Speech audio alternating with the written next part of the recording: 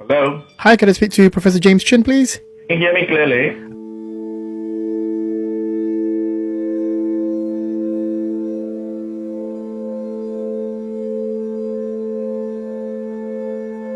The Malaysia Agreement is the cornerstone of all agreements that led directly to the formation of Malaysia.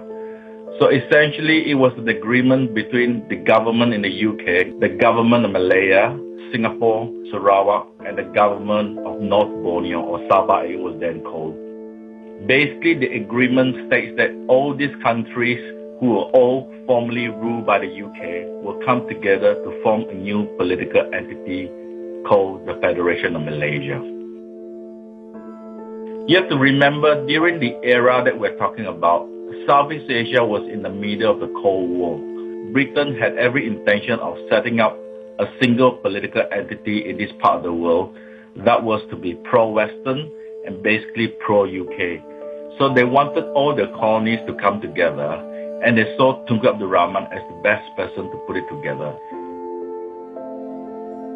Tunku Abdul Rahman was a realist, a political realist, and he understood very, very early on that if he were just to merge with Singapore, that would not work because the non-Malay or the Chinese population would be too large. So he needed the Bumiputra population in Sabah and Sarawak in order to even out the increase in Chinese population coming in from Singapore.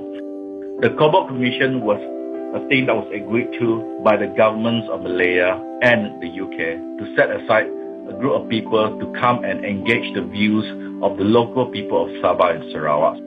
From there, we have a thing called the IGC, the Intergovernment Commission, and that was essentially to put the results of the Cobalt Commission and to make sure that all the interests of Sabah and Sarawakians are taken into account and they will be included in the new Malaysian Constitution that was based on the 1957 Malayan Constitution. So where the problem lies is a lot of people in Sabah and Sarawak think, well, firstly, the process was rushed, and secondly, that the Cobalt Commission did not really represent the true wishes of the people in Sarawak. So that's basically where the controversy is.